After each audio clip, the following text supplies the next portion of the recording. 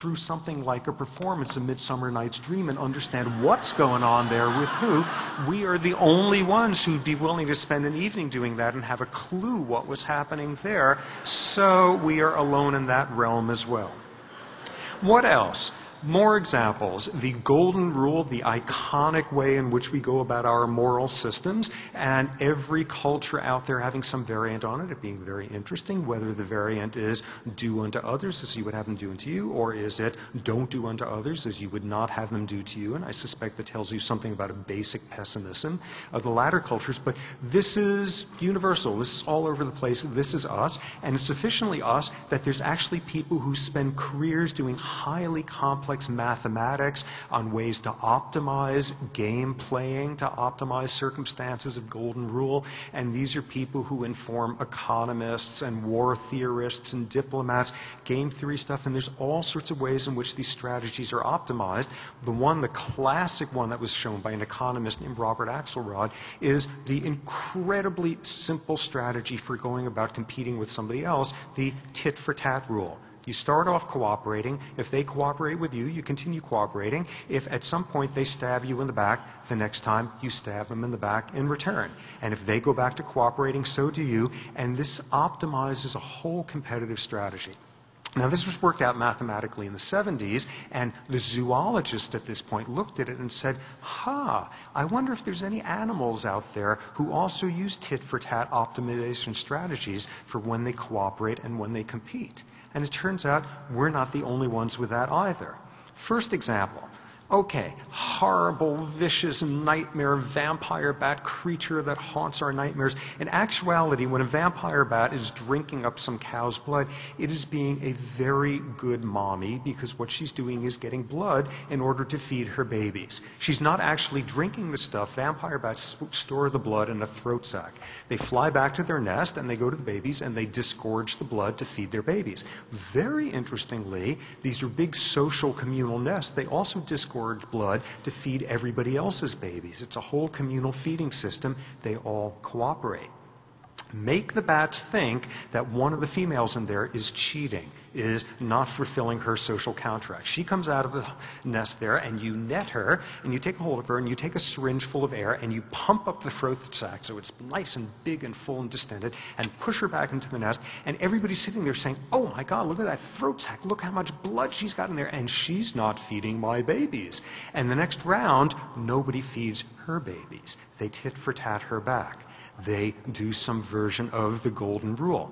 Now, bats are not some of the smartest folks around, but you can see the same thing in fish, in stickleback fish. Here's what you do. You take advantage of their extraordinary cognition, you take a stickleback in a tank and make him believe that he is being attacked by another fish. You put a mirror up against the side of the tank there. So, of course, he's immediately lunging at it and all of that and saving the territory and all the nationalism and, that territorial waters and that kind of stuff and fighting off this invader. Now, make the stickleback think that he's got a cooperative partner. Take a second mirror and put it up perpendicular to him. So every time he's moving forward, he's seeing this other fish there doing the same thing. And he's saying, I don't know who this guy is, but he's great because there's another guy attacking there. And we're like totally synchronized and yay team. Now make him think the other fish is cheating on him. Take the mirror and angle it this way so the image is deflected backward. And he seems to be further back. And he's saying, that son of a bitch, I can't believe it. Here we are, we're being attacked. And, oh yeah, he's pretending to go, but I see he's hanging back there. Like, I'm blistering my lips here on this glass here, and he's just hanging back there and cheating. And the next time he sees his image, he doesn't attack it. He believes he's tit-for-tatting the guy. So we are not alone in this whole realm of wanting to do unto others and don't do unto others and taking tit-for-tat revenge. What is unique about us is our capacity to have not do unto others as you would have them do unto you, but to understand circumstances in which somebody else's reward is not the same sort of reward that you would have. And there are very few species out there who would understand what this one is about. Understanding that we might all have very different values of what things we are rewarded by. Okay, so we are somewhat unique there. Next domain, Empathy. Empathy as defining of who we can be as a species. Our greatest moments show aspects of empathy. It is the thing that makes us morally bound to each other. And what has become clear is, despite what anthropologists and theologians and who knows what else have said forever, we're not the only species that shows elements of empathy. Example of this, and this was work done by a wonderful primatologist named Franz de Waal, and what he did was, in studying chimps, demonstrate the following. Okay, you have a circumstance, you've got some chimp who does something ridiculously imprudent. He goes and he hassles some big high-ranking guy, threatens him, and gets utterly pummeled. In contrast, you've got some poor chimp sitting there minding his own business, and a big high-ranking guy in a bad mood pummels him for no reason whatsoever. First circumstance, the guy asked for it. Second circumstance, he's an innocent bystander. And what de Waal shows is, in the hour after each of these guys are pummeled, the innocent bystander guy is like 5 times more likely to be socially groomed by everybody else. This guy was asking for it. This guy was a victim. Let's go and try to make him feel better.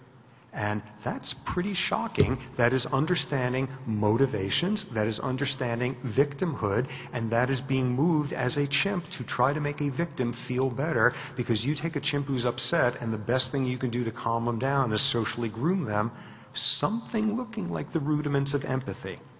So we're not alone in that. But where we are alone is just the extraordinary directions where we could take that empathy. An example here. Okay, look closely at this picture, and almost certainly you are recoiling somewhat. This is a dog whose foot has been caught in some trap to the point of necrotically the paw falling off. This is horrible. We look at this and we are feeling empathy for this dog. We are feeling how painful and frightening it must have been for this dog. We are feeling empathy for a member of another species. This is unheard of. But we could take this even further.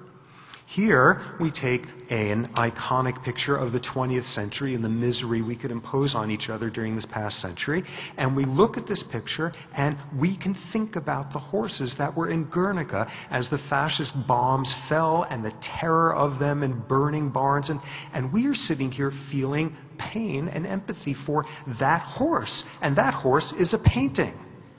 But we could take it even one step further. This is from a painter named Franz Marc, a German expressionist who, like many of his generation, was basically destroyed by the trench warfare in World War I. And this was painted shortly after that, a painting called The Fate of the Animals.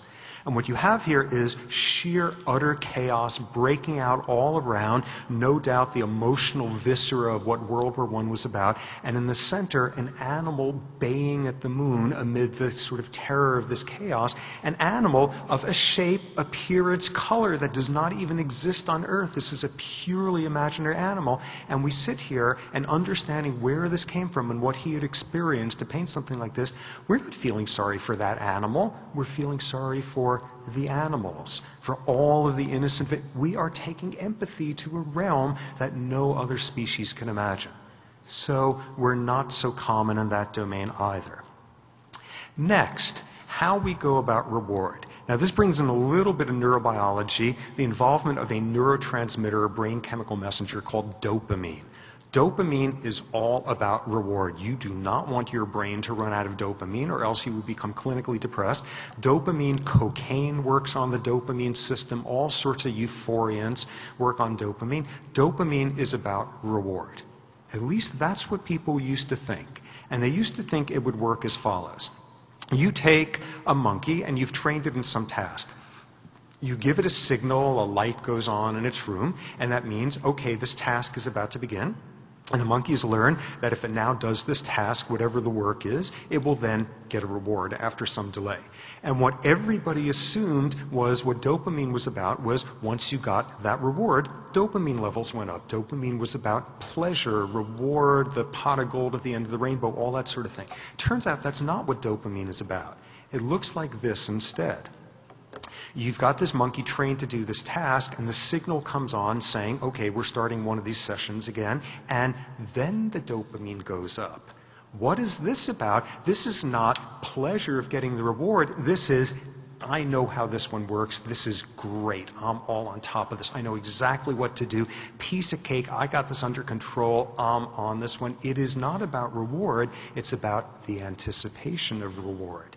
And in fact, if you block that dopamine rise from occurring, you don't get the work. It's not only about the anticipation of reward, it's about the goal-directed behavior it is able to fuel. A very subtle additional piece of it. A wonderful study done some years ago where you take this scenario, okay, the individual, the monkey, does the work, and after the delay it gets the reward 100% of the time. Now instead, in this setting, it gets the reward only 50% of the time. What happens now when that signal comes on? What it looks like is this. You switch over to 50% and the dopamine levels explode through the roof there. What have you just done? You have introduced the word maybe into your equation. And that is reinforcing like nothing on earth. That signal comes on and that monkey is sitting there saying, piece of cake, I am on top, but I'm such a screw up and I'm not going to be, oh, but today I'm